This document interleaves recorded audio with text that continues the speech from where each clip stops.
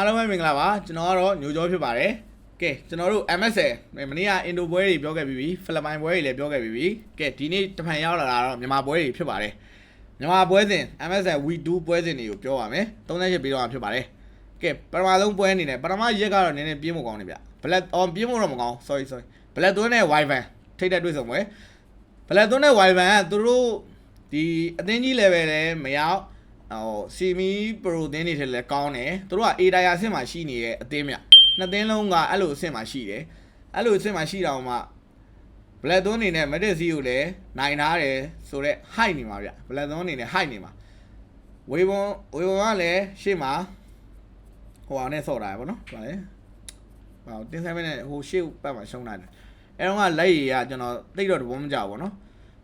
ကျွန်တော်ဘလက်သွန်းလေးကိုပဲကြိုက်ပါတယ်ဘလက်သွန်းလေးနိုင်သွားမယ်လို့ပဲထင်တယ်ဘလက်သွန်းအနေနဲ့ဘလက်တို့ဘာလို့လဲရှိရဲဆိုတော့ကျွန်တော်ဘလက်သွန်းကြိုက်ပါတယ်ကဲနောက်သတင်းအနေနဲ့ MMB Rising Star နဲ့ Metal C ကဒီအသင်းမှာရှုံးရင်လေဟိုဒါလူပြောများတော့မှာပေါ့နော်လူပြောများတော့မှာအဲ့တော့ Metal C နဲ့ Rising Star မှာ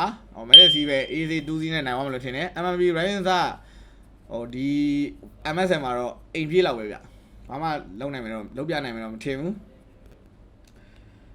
ကဲနောက်သတင်းအနေနဲ့ကတော့ YG နဲ့ပါလာတင်မှာနေ့ကပါလာတင်က Falcon နဲ့တွေ့သွားတော့ကသူတို့စော့ပြခဲ့တဲ့ game play ပေါ့သူတို့စော့ပြခဲ့တဲ့ game play က game 1မှာမစိုးဘူးဟိုသူတို့အကောင်းဆုံးဆိုတဲ့အရာတွေကိုပြင်ဆင်ပြီးတော့စော့တယ်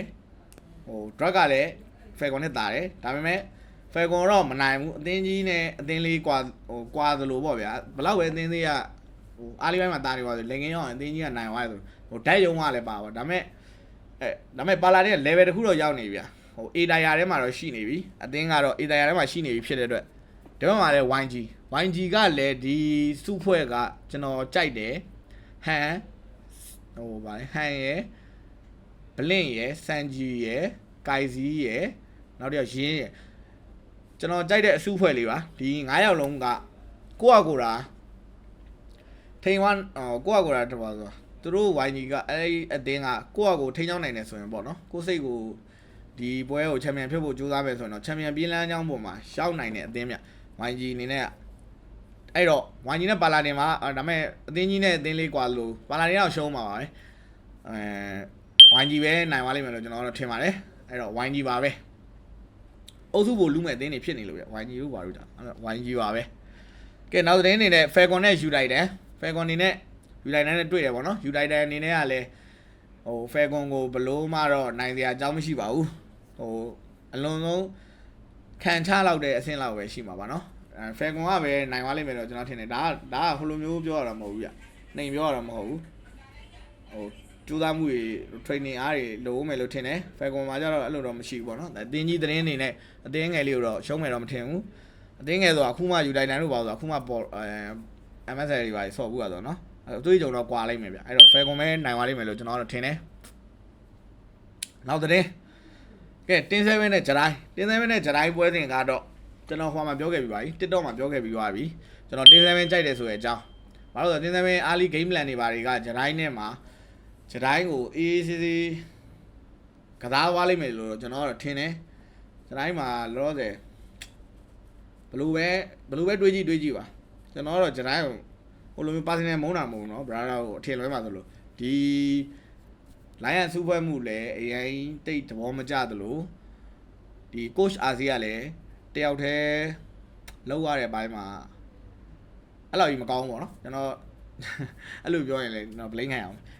ထားပါတော့ကျွန်တော်တို့ကကိုးစားစီနဲ့နီးကနေခဲ့ပြီးတော့တည်တယ်အဲ့တော့အဲ့လောက်ကြီးမကောင်းဘူးပေါ့နော်အဲ့တော့တင်း7နဲ့ဂျတိုင်းမှာကျွန်တော်တင်း7ကြိုက်တယ် TikTok မှာလည်းပြောခဲ့ပြီးပါပြီတင်း7ပဲကြိုက်ပါတယ်တင်း7ပဲနိုင်သွားလိမ့်မယ်လို့ကျွန်တော်ထင်တယ်ကဲနောက်တဲ့ပွဲဂျတိုင်းနဲ့ MMB Rising Star ကဲဟို